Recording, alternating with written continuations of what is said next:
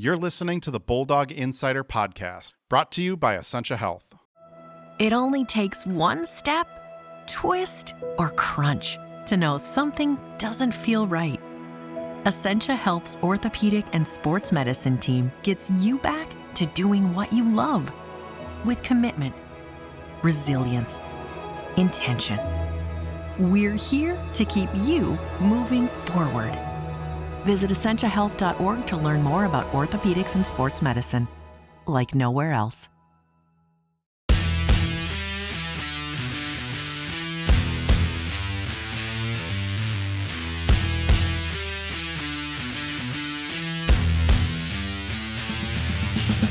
Hello and welcome to the Duluth News Tribune's Bulldog Insider Podcast, brought to you by Essentia Health. I'm your host, Matt Wellens, the Bulldogs hockey beat reporter at the News Tribune. My co-host, Zach Schneider of My Nine Sports, is on assignment this week. Bruce was just too much for him last week in the season premiere episode. Go back and check out that episode. If you missed it, we preview both the men's and women's upcoming 2023-24 seasons. We have a real guest this week's episode. Yes, that's a shot at Bruce Siski. It's actually the second season in a row he's come on for episode 2, but you don't have to follow an Olympic gold medalist this time. And we're going to talk hockey instead of movie making, because I went back and I think we spent like the entire podcast not even talking hockey that last year. So we're going to talk hockey with you. Welcome back to the podcast, UMD senior wing, Blake Biondi. Thanks for having me, guys. Crazy? You're a senior now? Flew by. Yeah, it is crazy. Okay, and I promised a hockey episode, but I should ask, do you have any other movie projects coming up here? Nothing right surfaced in the off season. No one wanted to make a documentary about double shoulder surgery or apparently not, or no, anything I'm like glad that. No one did. Wasn't sure if like a med student came up to you and wanted to do it. How are you feeling? That was quite the ordeal you went through last year, having to get both shoulders worked on. How are things feeling? How are things going? Really good. I think physically, definitely the best I felt going into just college season right now. For sure, worth it. Needed to definitely do both of them. And yeah, it wasn't fun. It took long, 8-9 months to get fully back, but we're fully back now, and mentally and physically, emotionally ready to go. Blake, take us through this. And we should emphasize, because everyone kept asking me this, and maybe I wasn't clear enough in that first story I wrote about you. You did not have both shoulders worked on at the same time. Take us through the process there. You had one done, then the other. No, yeah. So I had one done first. My right one was done a little bit right after Christmas, and then I waited about 7-8 weeks to do that to do the left one. I wouldn't have been able to function or really do anything if I did both at the same time, and just wasn't good just not great for your body to have those two big surgeries right at once. So the right one was that's the one that you injured against Denver, taking that big hit. The left one kind of had been bothering you though for the first half, and that was one you decided, well, since I'm getting one done, I'm getting the other one done as well, right? Yeah, absolutely. Yeah, that left one was just nagging on me through the first part of the first half of the season last year, and then I don't know if it was just overuse of that right one or just trying to baby that left one a little bit. Just ended up unfortunately taking the right one out, and like you said, it was just all right. Now it's time to get them both fixed and rehab the crap out of them after that, and that's what we did. So. What was that rehab process like? You mentioned you got 7 to 8 weeks in between. Do you try and rehab one before moving on to the other? How does that work? Right away, you're probably got, like that. Those 6 weeks, you're not moving that one in surgery. You're keeping that, as still as possible. Just for, that's just how you rehab it. And then actually I was just trying to strengthen the other one before going into surgery because it was still, movable with the left one. Just trying to get it as moving as possible because, trainers, Sue's just did a tremendous job with me, and we worked on that for a long time, and then unfortunately took it back down under the microscope and the knife and worked on it again. But we just did everything we could to make sure we did to make it the best we could get, and that's what happened. We love singing Sue's praise on this podcast. What was it like working with her? What are things that kind of stands out to you as you go through the process working with her to get through something like that, an injury like that? Oh, she was great for me. Thankfully, I had her and one of my best friends, Kyler Clevin. He had the same thing done at the very beginning of the year. So he was a couple months ahead, but I feel like it was us three and Sarah Miller in the training room just every day, and the guys were practicing. And it sucks that you're not going to practice, but hey, you got another year, and that was kind of the mindset. It's like between all of us, I guess Sue's, me, and Kyler, it was just all right. We can do this every single day. It's a marathon. Some days it's like, wow, this is awful. We're gonna do as much as we can today, win the day, and then that's it. We rest and then do it again the next day. You're not trying to get it all done in one day, and that was kind of our motto. And I think we did a great job at it. Have you ever had an injury like that of that magnitude in your hockey career? Maybe not to two appendages at the same time, but one. Anything like that? No, nothing like that. That was definitely pretty crazy. Going through something like that, is that a bigger mental or physical challenge for you? Obviously the mental part of it. Just, physically it was demanding, just because it was, your discipline of making sure you're doing it every day. Because if you're not doing it, obviously there's things that can go wrong, and you're not strengthening it right, and you just ruining all the work you just put in, or the surgeon's work that he put in. So that was definitely a major piece of it. And then mentally, just, it was hard.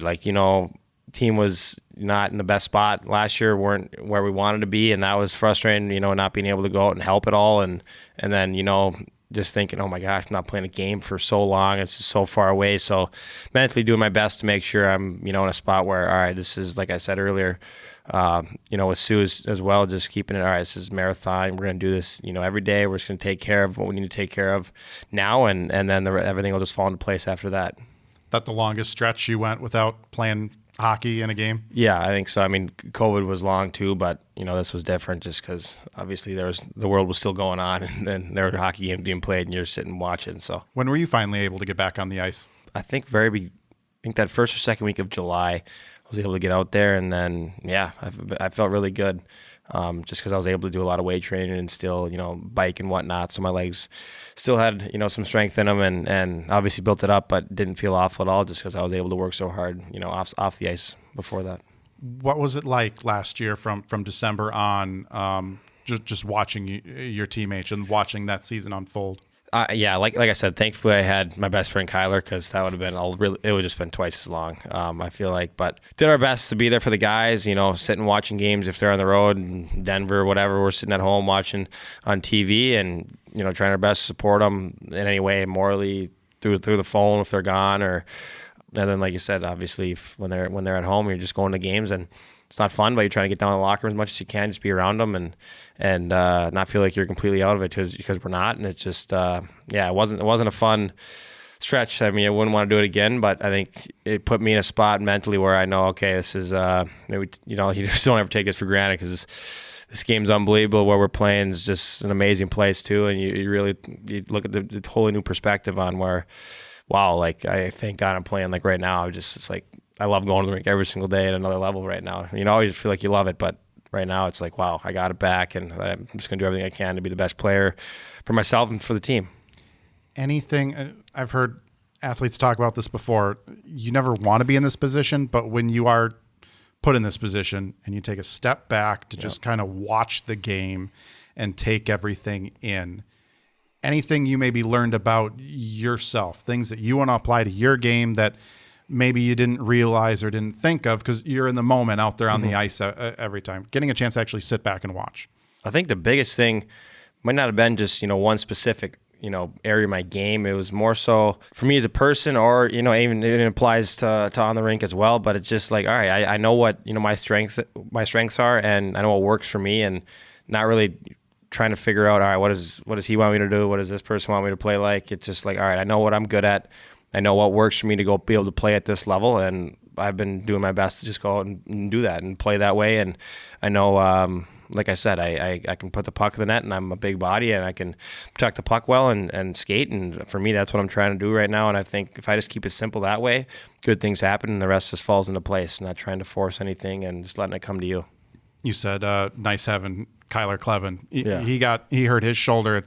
Was it before the season started? The season there, he missed the entire year. It was helpful to have another guy going through this as well with you. So you was the probably, I hate to say best part, because you both want to be out there, but it sounds like having someone there, not just rehabbing and going through everything with you, but sitting back there and watching the game with you. Yeah. I mean, do you guys sit there as you guys are watching and bounce things off each other, to point things out to each other, analyze the game? Is this like a mini, like, off the record broadcast going out on the side here with you two? Yeah, absolutely. I think not even just hockey, but life and everything. I think we've talked about everything that we could possibly think of talking about to try and just get things back dialed in to where we want to be at, physically, mentally, emotionally. Like I said earlier, I think there's everything. And then obviously watching games, you're trying to figure out different things too, and just pick up on things like, hey, this is working here. Like, remember, let's do this. When we get back out there, just let's stick to this. It's so much easier if we're just doing that and keeping things simple. And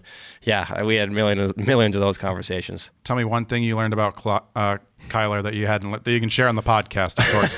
One thing you learned about him as you two were going through the rehab together that you didn't know before, that maybe you wouldn't have learned had the two of you not been going through this together.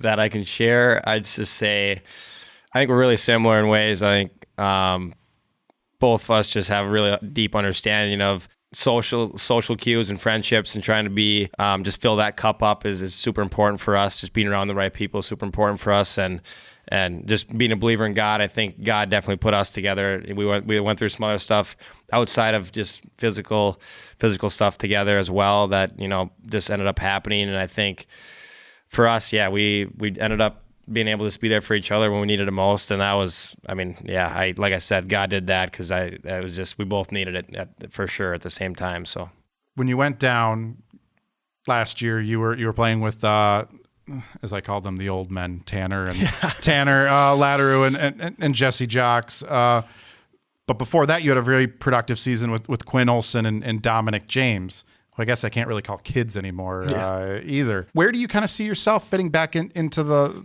lineup now? Because you played a variety of roles here now over 3 years, even going back to your freshman year when you and Millimak were on that fourth line together. Oh yeah, I think right now we don't have 10 freshmen anymore. All those guys turned over, and we got a full lineup of forwards on the front end that can all go and play. And I think looking at that, it's like we're just very deep, in my opinion, and there's a lot of different roles. And me as a bigger guy that can create some space and be able to put the puck in the net, I think and just being a shooter in general, that there's a lot of different opportunities to play with different guys that can help them out and help me out at the same time. So right now, I just think I had some success playing around with McMenamin. He's obviously that lefty, and obviously with Quinn and Dom before as well. And I think Spicer, Smith, there's a lot of different guys that you see that, wow, it's easier with these guys. They're finding me in different spots, or we're just playing off each other well. And I think that's the best thing about us this year. We just have a lot of different forwards that maybe haven't shown it yet just because they've been so young, but you can see it in them, and we just have a lot of different guys that can go out and do it. So. Yeah, Quinny definitely not a kid anymore. No, yeah. At UMD here. Scoring last year was a struggle for the team, unless your name was Ben Steeves. We'll see if anyone picks up his spot on the power play there, where he was unleashing goals. Dom also had a pretty good year offensively. I don't know if he got enough credit. 10 goals, 18 assists. 2 years ago, you were one of the top scorers on the team with 17 goals. Is that how? Do you see yourself trying to get back to that, or do you see a different role to yourself? Do you put pressure on yourself to score as you come back? How do you think about that? Definitely the way I've been looking at it is, I kind of look at how my mindset was coming into sophomore year. It was just hungry, going out like, all right, I'm in the lineup now, and I'm playing a regular minute, and I can go out and just compete and make things happen for myself. Playoff. That line with Dom and Quinn, we were just playing off each other well. And whoever it is this year, might be a bunch of different guys, but whatever that is, I know that my strength is putting the puck in the net. And for me, like I said, I just go into thinking, all right, how can I go and dominate this shift, or how can I go be one of the best players in the rink and make a huge impact? And that leads to goals. That's just what happens when I'm able to go out there and do that. And so for me, I don't feel the need to put pressure like, oh, I need to score now. That usually doesn't, that's going to come in it's going to come in your head at times, but I don't think that's the way to always try and go and score. I think the best way to do it is just, like you said, try and play off your line mates and communicate with them and create a lot of energy and move around, and eventually that puck will go in the net, whether it's on your stick or the guy next to you. So, Blake, we hear you guys say this a lot. You got to play Bulldog hockey. You've lived it most of your life. You've seen it most of your life. Describe Describe to us Bulldog hockey. What's Bulldog hockey? I think the first thing is, that's a culture thing. I think in our locker room, when we're all here committed just for the Bulldog first, and that's, when obviously you've seen the success here, that's when they've done that. It doesn't matter. It's not the individual stuff. It's just, we're putting the team first. The individual stuff comes after. It just falls into place when you're winning. And obviously that's blue collar when you look at things, and it's both ends of the rink no matter what. And I think all of that, doing those right things, it just ends up translating. Kind of like when I said, just talking about scoring, I think if you go and just play the right way, and play hard and with some composure and compete level all mixed in together, you're going to score and you're going to win, and things will fall into place, and that culture will be where it's supposed to be. So, do you think the guys got away from that a bit at times last year, and maybe that led to the downfall? I think of really early in the season, that series against Wisconsin, where you guys, we saw the offensive potential, but that might not necessarily be Bulldog hockey. Like you said, you guys were scoring, but you maybe weren't doing the right things to then prevent Wisconsin coming back at you. I don't know if it's necessary for you guys to have 3, 4, 20-goal scorers on this team, right? Mm-hmm. No, I agree. I think, it's just always, that's just the way we play. It's Bulldog hockey, and if it's going to be 2-1, 3-2 game, we're going to win that game doing the right things, and we're going to score. And I think we need to have a mentality of getting pucks to net and shooting and having that just hunger to score. Like, you really want to score. Like, that's going to be a difference maker for us to put more pucks in net, because you obviously need to score to win. But I think we'll always come back down to playing the right way. And I don't want to say, in a sense, we got away from it. I think a lot of guys, and including myself, we all just needed to continue to remember that and learn it. And there's a lot of guys needed to learn it and learn that culture. And that's just what you feel now in the locker room. It's just completely different. You have that sense of, all right, we know how we need to play. And when it's not that standard, you feel it, and it feels awkward, and you don't want that feeling. So it's just in practice right now, you feel it. Like, it's all right, that wasn't a great day, and we just don't have 2 bad days in a row. And you play the right way, and good things happen. It requires Bulldog hockey. It requires a different level of discipline, maybe than what guys might have been used to at other levels, right? Yeah, no, I agree. Yeah, I think it's a learning curve. I mean, I went through it, and you realize, this isn't high school or junior anymore. This is real deal, and there's a standard that should be as high as we can possibly get it at, and that's Frozen Four in a national championship. And if you want that, you're going to have that standard every day, and that's the way to do it. And I think, and like I said, you feel that now, and you feel that culture back to where it should be. Luke Lohai mentioned it at Media Day. There's a carrot at the end this year with that Frozen Four being at XL Energy Center. Do you ever think about that? Is that something guys talk about in the locker room, getting back to XL, which has been a very special building for this program? Absolutely. I mean, in a sense, it's obviously in your home state, and it's been some special moments for the Bulldogs in the past there. And obviously wherever it be, we're going to do everything we can to get there. But there's a little something special that you obviously feel in your heart that it's at the X, and there's been some guys that have had success in this team at the X as well, winning the Frozen Faceoff, which is an unbelievable feat and a great feeling as well. But like you said, there's definitely, like Luke said too, there's definitely a carrot at the end, and it's still extra that you want to get there. And the Minnesota guys get to pull out I played at the state tourney here. Did you ever play at the state tourney here, right? Yeah. That's what comes up every time at the X, isn't it? Yeah. Usually, because then you got Michigan guys that are like, what? Who cares? What are you talking about? Who cares? Yeah. Couple more questions here before we take a short break. Your 2020 4th-round pick of the Montreal Canadiens, did you take any time during that rehab to brush up on your French at all? No. Before heading over there? How is your French? Zero. Gone? Nothing's there really right now, so I might have to figure that out. What have been your impressions with the Canadiens organization, and how much have you been able to immerse yourself in with that franchise and that organization between COVID and then going through this rehab again? Yeah, I've been to 2 development camps, last summer and 2 summers ago now, and I feel like there's definitely a culture switch there with a lot of different personnel and players get into the organization, and I think there's definitely an opportunity now. A lot of different guys, like I said, that are in and out of that organization, and they've haven't had the most success recently. So I think that's like I said, there's a big opportunity. All right, we're going to take a short break. When we come back, we'll have more with Blake Biondi. You're listening to the Bulldog Insider Podcast, brought to you by Essentia Health.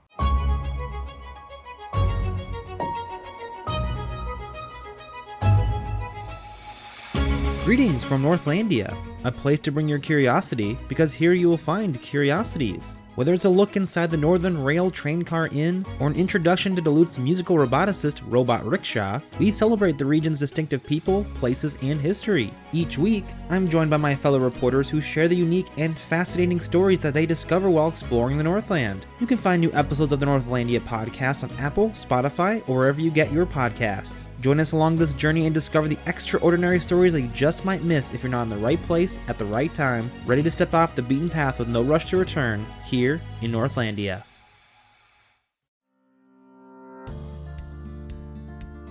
Hi, I'm Maria Lockwood, a reporter with the Superior Telegram. Explore Superior and Douglas County history with me on Archive Dive, a monthly podcast available at superiortelegram.com or wherever you listen to podcasts. Welcome back to the Bulldog Insider Podcast, brought to you by Essentia Health, Orthopedics, and Sports Medicine. They're proud to be the team physicians for the UMD Bulldogs and provide sports medicine care to more than 25,000 student athletes in the community to ensure they can compete at the highest level while protecting their long-term health and athletic futures. Thanks to Essentia Health for their support of the Bulldog Insider Podcast. I'm Matt Wellens, along with our guest this week, Blake Biondi. Blake, Zach usually talks me out of playing new games on this podcast, but he's not here this week, so he can listen to this and yell at me later for this. We're going to do a game. I think this is simple enough, and we'll pull it off. It's a variation of a less family-friendly named game. We're doing a start, bench, cut. As Wyatt cringes at me. Hey, I'm not pulling the start, bench, cut. I got this idea from actually the Packers did it on social media, NBA. It's the family-friendly version of this game. Those that don't know, your starter, you'd start the star, you'd bench what you're keeping on the team for later, and cut is self-explanatory. You're getting rid of it. So we're going to start with arenas. Amsoil Arena, XL Energy Center, Hermantown Hockey Arena. I mean, one of these arenas is actually getting, I believe, is getting cut, isn't it? Isn't Hermantown's getting cut here soon already anyways, but... That's still a soft spot. So Hermantown's building a new rink. That's fair. So we're getting a new one. We're not getting rid of the old one, but we'll upgrade to the new one. That's the cut, but we're actually upgrading. That's the cut. So technically, yeah, not cutting it, but so technically, yeah, for Hermantown, and then we'll bench the X because we'll see them down the road here in April, and then let's keep or start. What was it? Start. We'll start Amsoil. Start Amsoil. That's a good. The Amsoil's your everyday. Yep. That's your grinder. You got to get them out there, and the X you're saving for special occasions down the road. Soft spot for. Are you sad to kind of see the old barn at Hermantown go? Is their party like it's cool? They're getting new, but. I'm not getting rid of it. It'll be there still. It's just, we're definitely, I think it's awesome. There's money in it now, and it's going to be a new rink, and they're attached. It's going to be beautiful, I think, so. You won't be one of those old guys that'll be like, back in my day, the rink was way better than these new fancy things. No, I don't think so. I think it's good for the community. Pro teams in Minnesota, Vikings, Wild, Twins. We'll cut the Twins. We'll probably just bench the Wild and we'll keep the Vikes. I'm a Vikings fan. I am. Really? They're struggling right now, but I think most people want to cut the Vikings now. No, it's okay. We have to keep the faith. You're a big fisherman, aren't you? Mm-hmm. Walleye, muskie, salmon. We'll start the walleye. Probably. Yeah, I mean, I'm not fishing for salmon much, so I think we'll cut him and then we'll bench the muskie. Bench the muskie. Mm-hmm. Okay. What other fish could I have thrown in there? I threw muskie in there. I think muskie's good. Yeah, I mean, you eat salmon. I didn't think of eating. I was thinking of catching it. I like salmon though. Yeah, I threw muskie in there. That's Dylan Field. I think he would start the muskie. Muskie, okay. He's the video guy for that's the guy behind all the streams for those who don't know of Bulldog Athletics. Hobies from your lifetime, and this is only a question you can ask a kid that grew up in Hermantown and followed UMD, because I actually have 3 Hobies from your lifetime. I don't think any other program can boast that. Scott Perenovich, Jack Conley, Junior Lassard. That's just I don't know. I don't have an answer for that. I mean, obviously all 3 unique, unbelievable players. I don't know where to start there. I can't even give you an answer on that. Who was like your favorite Bulldog growing up watching? Jack, I think. Jack? Yeah, that was kind of in that area. Obviously, they won it first, and that was kind of right when I was, not old enough to think, all right, I want to play here, but it wasn't like reality yet that I might be doing it. I think it was just kind of that in that stage, just dreaming, and that was with Jack. I think just I was. You were only a couple years old when Junior won a. I don't remember Homebie, watching I believe. Junior. Yeah. No. Rivals: North Dakota, Minnesota, St. Cloud State. Like wanting to play them, you're saying? So like if we're starting. Yeah. Who's the rival you enjoy playing the most, or want to play? No, yeah, I enjoy playing the Gophers most. So we'll start the Gophs, and then, I mean, it's right there. It's an inch behind with North Dakota, and then we'll cut St. Cloud. They're all three right there. But yeah, North Dakota and Minnesota are definitely right up there neck and neck. You guys have played St. Cloud so much over the last few years. Like too many times. Yeah, we're gonna take a little break from St. Cloud. Yeah. Hockey movies: Miracle, Slapshot, or Mighty Ducks? First Mighty Ducks, not D2. We have to specify which Mighty Ducks here. Yeah, we'll start Miracle, bench Mighty Ducks, and then cut Slapshot. Cut Slapshot. Okay. For Afternoon Hockey League, Adam Krause, Cody Chupp, or Brant Nicklin? Can I add somebody on this? Sure, go ahead. Yeah, so I'll add DP for sure, just with his Planner, wrister. Yeah, Derek Plant. I'll add Derek Plant. I mean, I'm starting him. From what I heard, though, I heard Mooch is like when he played, it was ridiculous. Well, are you hearing that from Mooch? Or from third parties? I've heard third parties and Mooch himself. That he was legit. I haven't seen Chopper much. I don't think Brant's ever played a game, but Krause competes. Brant hasn't gotten in on AHL yet. I don't think so. No. Okay. Yeah, I mean Krause is right. So that's there you're probably cutting the goalie. Probably. I don't think he's played a game. Yeah. So no, I don't know, but I got to add DP there for sure. If I'm starting him. All right. Some quick hits here to close this out. If you could design a third jersey for the Bulldogs men's hockey program, what would it look like? We got a lot of fans that are we need it, that are jealous that the women keep throwing out these sweet alternate jerseys, and they want the men to have one. What would you want to see for a third Bulldog jersey? I would love one. I think I'd go retro a little bit. Jeez, I think looking at some of my dad's jerseys, I think I'd look at just that regular. Well, that's cool too, I guess. But it would just be that Bulldog.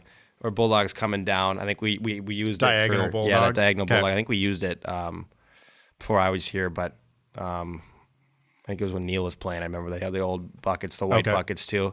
I honestly would put those on again. I think I might just copy those and try and have wear those once in a while. I think I love those. Those look sweet. So bring back a not go crazy and design just a simple old retro, vintage look. All right. Scouting report on Hermantown this year. What's the outlook for the boys hockey team?